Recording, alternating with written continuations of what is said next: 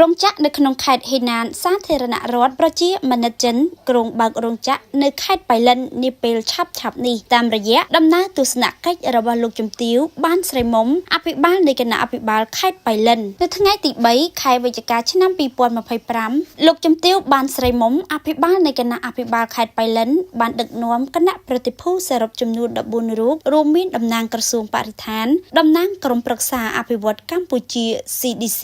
តំណាងក្រសួងឧស្សាហកម្មវិទ្យាសាស្ត្របច្ចេកវិទ្យានិងនវានុវត្តន៍ព្រមទាំងថ្នាក់ដឹកនាំនិងមន្ត្រីរាជការចំណុះរដ្ឋបាលខេត្តបៃលិនអញ្ជើញធ្វើទស្សនកិច្ចសិក្សាស្វែងយល់នៅរោងចក្រឧស្សាហកម្មទំនើបនិងបច្ចេកវិទ្យាថ្មីដើម្បីការពារបង្គោលបរិស្ថានក្នុងក្រុងលូឌីខេត្តហេណានប្រទេសចិនគោលបំណងនៃទស្សនកិច្ចនេះគឺដើម្បីពង្រឹងទំនាក់ទំនងនិងស្វែងរកឱកាសសហការជាមួយវិនិយោគិននិងសហគ្រាសឧស្សាហកម្មចិនដើម្បីស្វែងយល់អំពីបច្ចេកវិទ្យានិងប្រព័ន្ធគ្រប់គ្រងទំនើបក្នុងវិស័យឧស្សាហកម្មលើសពីនេះទៀតការទស្សនកិច្ចមានបំណងទាក់ទាញវិនិយោគថ្មីទៅកាន់កម្ពុជាជាពិសេសខេត្តបៃលិនដើម្បីបង្កើនឱកាសការងារសម្រាប់ប្រជាពលរដ្ឋនិងជំរុញសេដ្ឋកិច្ចក្នុងតំបន់ឲ្យរីកចម្រើនតាមគោលនយោបាយរបស់រាជរដ្ឋាភិបាលជាលទ្ធផលនៃទស្សនកិច្ចនេះមានស្ថាប័ននិងសហគ្រាសឧស្សាហកម្មមួយនៅខេត្តហេណានបង្ហាញចំណាប់អារម្មណ៍ខ្ពស់លើឱកាសវិនិយោគនៅកម្ពុជានិងក្រុងបើករោងចក្រនៅខេត្តបៃលិនក្នុងរយៈពេលដ៏ខ្លីខាងមុខដែលជាសញ្ញាដ៏ល្អ